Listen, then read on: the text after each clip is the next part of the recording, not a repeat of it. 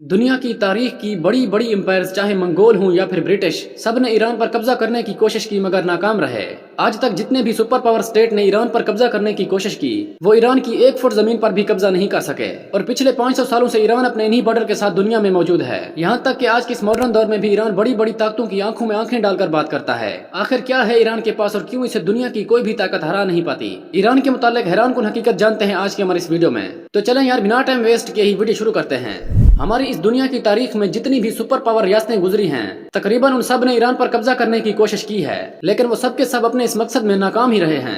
आखिर ईरान को हराना क्यों मुश्किल है, इस पर भी बात करते हैं, लेकिन इससे पहले ये जान लें कि ईरान के पास ऐसा क्या है जिसकी वजह से दुनिया की बड़ी ताकतें इस पर कब्जा करना चाहती हैं। बेसिकली ईरान की जो सबसे बड़ी इंपॉर्टेंस है वो है इसकी जियोग्राफी, यानी जहाँ ईरान मौजूद है वो जगह बहुत ज्यादा अहमियत की हामिल है। बेसिकली ईरान वो वाहिद मुल्क है जो दुनिया के 3 बड़े बरआज़मों यूरोप, एशिया और मिडल ईस्ट को आपस में कनेक्ट करता है। ईरान इन तीनों बरआज़मों के दरमियान ट्रेड का एक बेहतरीन रास्ता है।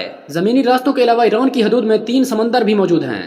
कैस्पियन सी, पर्शियन गुल्फ और गुल्फ ऑफ ओमान जैसे 3 बड़े समंदर भी ईरान के साथ कनेक्टेड हैं। और ईरान की समुद्री हदूद में मौजूद ये इलाका बहुत ज्यादा अहमियत का हामिल है, क्योंकि पूरी दुनिया की 30% ऑयल और गैस की सप्लाई ईरान के इस समुद्री मकाम से होकर गुजरती है। बेहतरीन जियोग्राफी के अलावा ईरान नेचुरल रिसोर्सेज की दौलत से भी माला माल है। दुनिया का दूसरा सबसे बड़ा गैस रिजर्व ईरान में मौजूद है। इसके अलावा पूरी दुनिया का चौथा सबसे बड़ा ऑयल का जखीरा भी ईरान में मौजूद है। और शायद इन्हीं वजूहात के बायस दुनिया की नजरें हमेशा ईरान पर रहती हैं और तमाम बड़ी ताकतें ईरान पर कब्जा करना चाहती हैं, लेकिन आज तक ये सब तमाम तर ताकत आजमाने के बावजूद नाकाम ही रहे हैं। बेसिकली ईरान की जियोग्राफी की वजह से ईरान को फतह करना बहुत मुश्किल है। ईरान के 2 हमसाया ममालिक तुर्की और इराक के बॉर्डर पर ज़ेग्रोस नाम का ये पहाड़ी सिलसिला मौजूद है, जो कि ईरान को इस तरफ से होने वाले किसी भी हमले से नेचुरल प्रोटेक्शन देता है। और किसी भी मुल्क के लिए इस रास्ते से ईरान पर जमीनी हमला करना बहुत मुश्किल होगा। साल 1980 में जब सद्दाम हुसैन की क़यादत में इराक ने ईरान पर हमला किया था, तब इराक की फौजें ये पहाड़ी सिलसिला क्रॉस करने के लिए तकरीबन पूरे 2 साल लड़ती रहीं।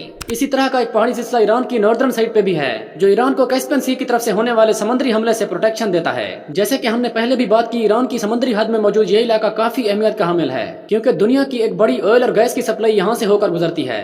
ऑयल और गैस के अलावा दीगर अशिया की ट्रेड भी यहाँ से होकर गुजरती है। और बेलफर्ज अगर ईरान के साथ कोई मुल्क जंग छेड़ देता है तो ईरान अपनी नेवी के जरिए इस पॉइंट को ब्लॉक कर देगा, जिससे दुनिया की तिजारत एक बड़े पैमाने पर मुतासर होगी और इससे दुनिया की इकोनॉमी कोलैप्स कर सकती है।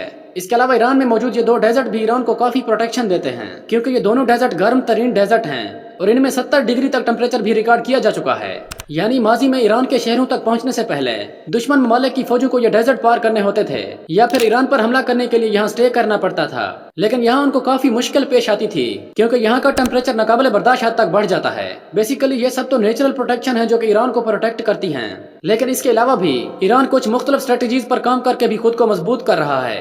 बेसिकली ईरान की रेवोल्यूशन की वजह से बहुत से अरब ममालिक भी इसके खिलाफ हो गए थे, लेकिन वो आज तक चाहकर भी ईरान पर हमला नहीं कर सके, क्योंकि अरब ममालिक के अंदर मुख्तलिफ तंजीमें हैं जो कि ईरान के इशारों पर काम करती हैं, जैसे कि हमास, हुथीस और हिजबुल्ला। ये सब तंजीमें ईरान के इशारों पर काम करती हैं और ईरान भी इन सब की बैकबोन है। और इन तंजीमों की वजह से कोई भी अरब मुल्क ईरान पर हमला करने का सोच भी नहीं सकता।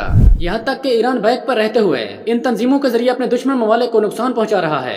हमास और हिजबुल्ला को खत्म करने के लिए अमेरिका और इजराइल जैसे बड़े मुल्क अपनी पूरी ताकत आजमाने के बावजूद फिर भी नाकाम हैं। इसकी वजह यह है कि इन तंजीमों को ईरान से सपोर्ट मिलती है। इस सब के अलावा जो चीज ईरान का दिफा मजबूत बना रही है वो ईरान का बेहतरीन ड्रोन्स और जदीद मिसाइल सिस्टम है। इस वक्त ईरान का ड्रोन्स और मिसाइल सिस्टम दुनिया का एक बेहतरीन सिस्टम है जो कि दुश्मन ममालिक को काफी नुकसान पहुंचा सकता है। और बहुत से ममालिक ईरान के सिस्टम की वजह से इस पर हमला करने से डरते हैं। इस चीज की गलती भी हाल ही में इजराइल ने एक दफा की थी और जवाब में ईरान ने उस पर मिसाइलों की बारिश कर दी, जिससे इजराइल को बहुत ज्यादा नुकसान पहुंचाया गया। अब इस वक्त तक ये भी सुनने में आ रहा है कि ईरान एक एटमी ताकत भी बन चुका है। इन सब के साथ साथ एक और वजह भी है जिस वजह से ईरान पर कब्जा करना बहुत मुश्किल है, और वो वजह ये है कि ईरान के लोग आजादी पसंद हैं और वो किसी का गुलाम बनने से पहले मरना पसंद करते हैं। यानी ईरान के लोग अपनी आजादी पर किसी किस्म का कोई समझौता नहीं करते।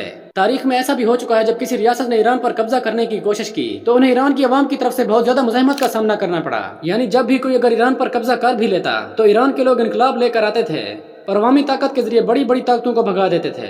इसकी एक मिसाल ये है कि जब साल 1980 में सद्दाम हुसैन ईरान पर कब्जा करने आया था तो ईरान में बहुत से वॉलंटियर्स बाहर आ गए थे और लाखों लोग अपने मुल्क की खातिर लड़ने या फिर मरने के लिए तैयार हो गए थे।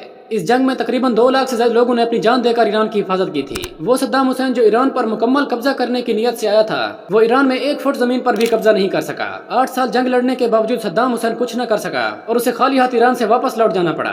ईरान के लोगों ने ऐसी ही मुज़ाहमत तब भी दिखाई جب سال 1941 میں برٹش اور سوویت یونین نے مل کر ایران کے کچھ حصے پر قبضہ کر لیا تھا۔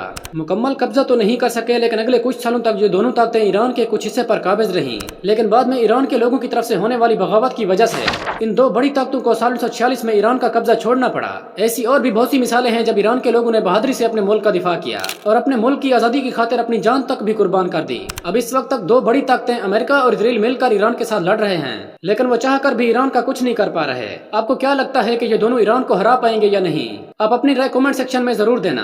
تو ناظرین، یہ تھی ہماری آج کی ویڈیو۔ امید ہے آپ لوگ ویڈیو کو لائک اور آگے شیئر بھی کریں گے۔